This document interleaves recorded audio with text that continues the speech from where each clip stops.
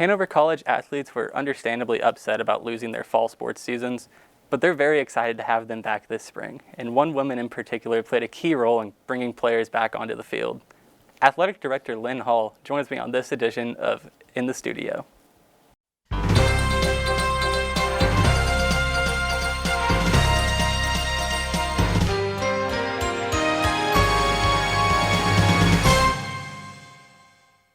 Fanless sporting events, masked practices, weekly COVID testing, these are just a few of the new procedures that athletes are having to go through to play the sport they love again. Welcome to In the Studio, where each episode we learn more about activities, individuals, and organizations here at Hanover College. I'm Charlie Bullerdick. When COVID first hit, spring sports were canceled, fall sports were then postponed, and now we're here. But this spring season is going to be one like we've never seen before. Today we're talking with the person responsible for making sports this spring season possible. Lynn has been the Director of Athletics here at Hanover since 1996. Welcome to In the Studio, Lynn. It's great to have you here. Thanks. Good to be here. So it's been a full year now since athletics have been canceled, and being a former athlete and coach yourself, you know what it must have felt like to have everything canceled. So what's it mean to you to have all these sports finally coming back for these athletes? I think for the athletes, it's great. I mean, they put in a lot of time and effort. They've been missing that camaraderie of teammates, and I think it's great for them. I do have a few concerns. I want to make sure that we're physically ready, and I know we've been working hard to make sure physically that we can compete. I think it's also good mentally for the coaches and the student athletes. I feel bad because right now we're in basketball season and volleyball season, and we're not allowed to have any spectators. The students need things to do, and they've always been great at supporting our teams. Yeah, so like you mentioned, basketball was the first sport to come back, men and women, and volleyball shortly after. So can you go into some more of the procedures that are put in place to allow them to actually participate again? Well, for here, we have to close the Horner Center during the games and not allow the campus community in just for COVID safety reasons. And all of our basketball teams get tested within 72 hours of playing their games. The officials are tested as well, and we have to make sure that all of those people are negative before we start. We've already had some cancellations. Last weekend we had the men's team who was supposed to play. We were fine, but our opponents were not. And this weekend, our women are not playing because of the same reason. We tested fine, but our opponents didn't. So we are very conscious of trying to stay safe and not taking risks with playing against teams who may have had exposures. Yeah, so I guess regarding some of the scheduling changes and cancellations, what's the best way for fans to get notified about that? Well, I would say follow our website. If there's a team you like to follow, get on and see if their schedule has changed. We just had a cancellation today for tennis, which we haven't started yet, but every day there is either a change in time, a change in date, something, a cancellation from any of our teams. So I will be sending out emails when the Horner Center has to be closed, so look for that if you're wanting to come over and work out. And I'll put in a plug now. If there's a team you really, really like to follow, get on the event staff for that team, and you'll be able to get in the game. You'll have to work, but you'll be able to get in the game. So if you're interested in event staff, wanting to watch the games live, give me an email or something, connect with me. Oh, well, I'm sure you'll have people flooding your inbox now after that to get into those games. So I guess talking about those games for basketball so far, have you been able to attend any? And I guess what's the atmosphere sort of been like at those without fans?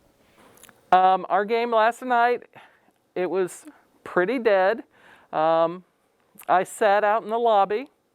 Once I got everything, made sure everyone was there and fine. It is so different without our fans. You hear the student athletes cheering for each other.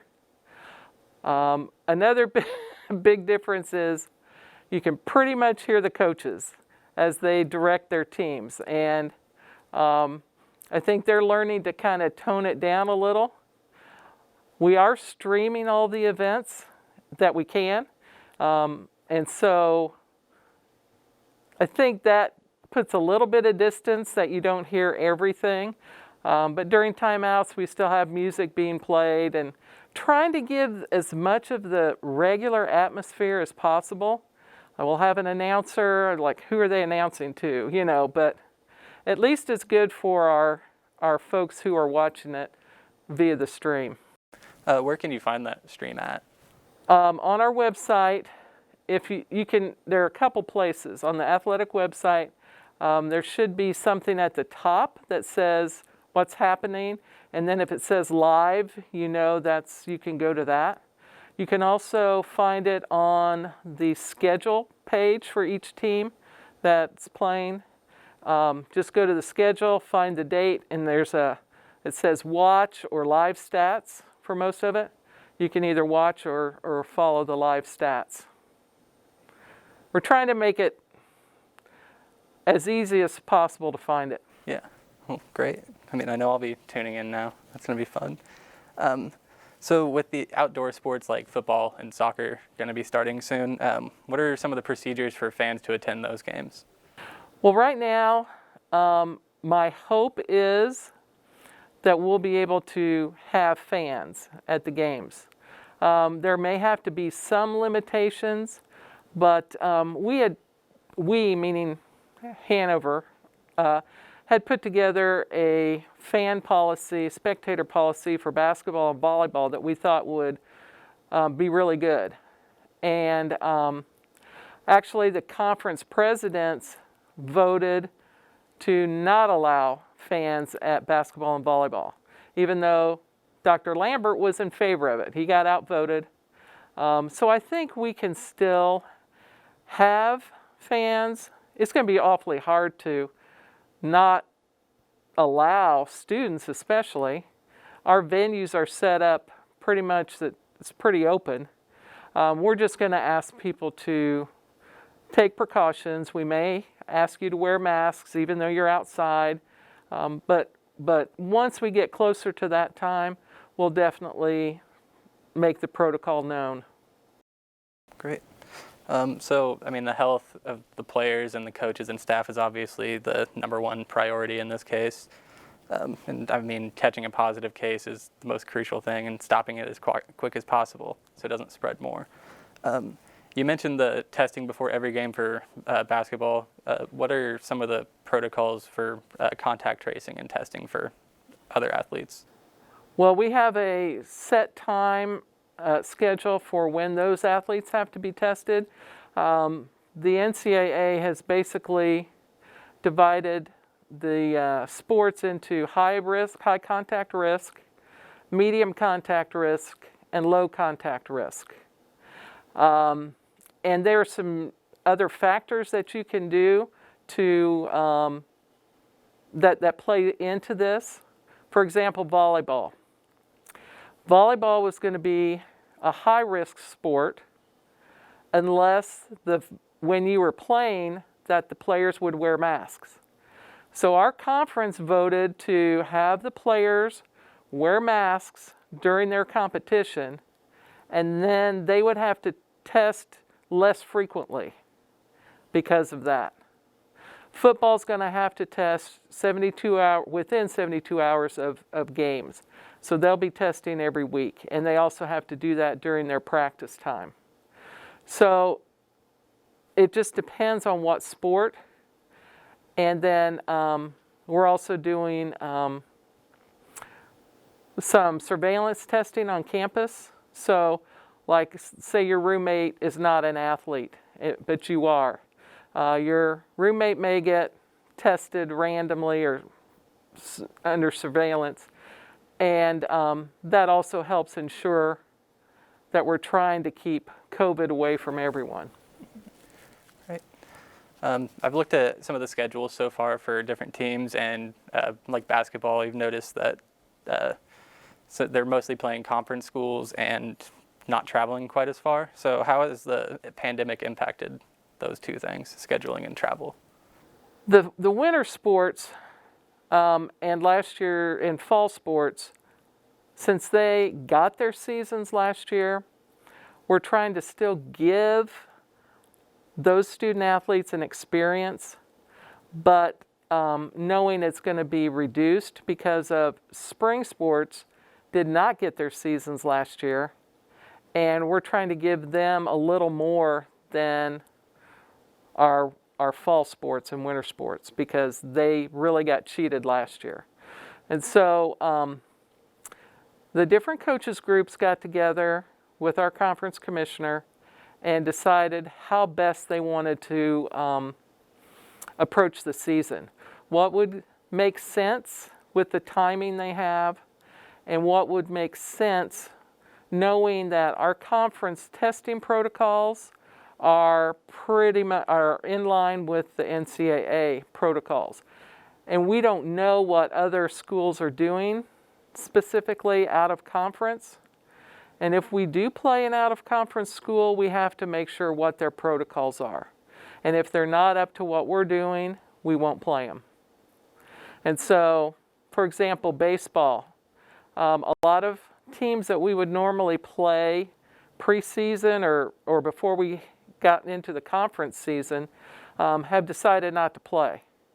So we had lost a lot of games, and that was the way with all of pretty much everybody in the conference. And so the baseball coaches decided, well, let's just put a schedule together of just us for all year. And so that's what they did. But it doesn't make sense for tennis and golf. And so we're still allowing out-of-conference play for those teams that are low risk. Great. So the campus has made some different changes to sort of accommodate all the sports playing in the spring, like the class schedule changes. So what have you seen? How have you seen the campus sort of come together to support the athletes? Well, I haven't heard negatives about the schedule. I know some people have 8 o'clocks when they hadn't planned on 8 o'clocks, and maybe that just hasn't gotten to me yet. But with not having lighted outdoor venues, this does allow for pretty much 2 practice times for every day until we hit daylight savings.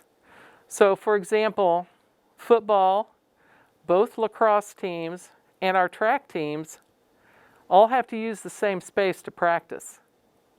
And so I have to give a lot of kudos to my coaches because they have been good about sharing when they are not used to that. Football's had the artificial turf during their season. Both lacrosses are used to scheduling together, and track has worked with that. But now you throw football in, and everyone's going to have a little bit less time, not quite as much as really what they want. But I think with half of our student body being student athletes, I think people appreciate that we're trying to do this for our students. And I think they're looking forward to competition and seeing competition. So hopefully we'll have some really nice COVID compliant crowds this spring. Yeah, hopefully. So you've done a lot of work to make all of this really even possible, but I mean, with a task this big, obviously it couldn't have been really just all you. So would you like, I mean, is there anybody you want to give some credit or a shout out to that really helped you out? I cannot say enough about our athletic training staff. If there's ever a group that pats on the back, a hug that you can't really give them. It's the athletic training staff. The hours they are putting in are incredible. We have some COVID testing that starts at 6:30 in the morning. We got done with our basketball game. I got home at 10 o'clock last night. They are there all the time. They are constantly on the go, constantly. So I cannot give enough credit to them.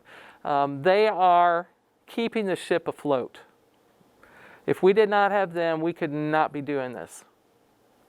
And I am going to count on my coaches and other student athletes for this spring.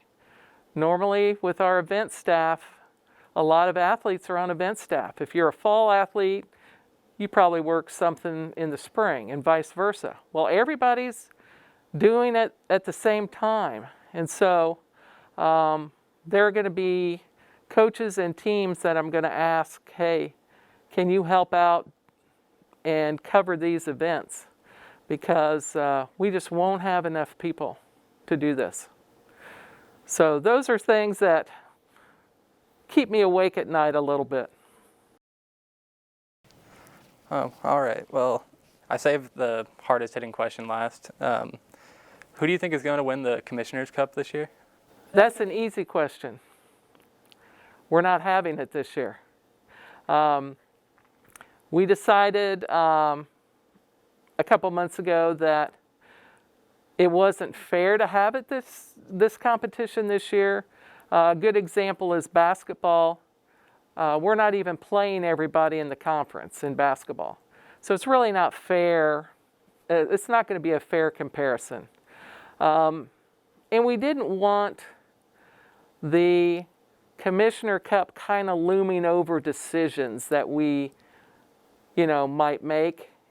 Well, if we could just play this game or not be upset when somebody cancels a game on us. We have not had to cancel a game, but we've had games canceled. And so that would impact the Commissioner's Cup. So we just said, no, we'll just forgo it this year. We're just going to try to get through the season the best we can. Yeah, that makes sense. It's been a really difficult year for everybody and been a ton of challenges. And I know not just the athletes, but everyone here really appreciates all you've done to bring the sports back this season. So thank you so much for joining us today. I appreciate it. It's great to be here and talk about Panther athletics. I'm Charlie Bullerdick, and this was In the Studio.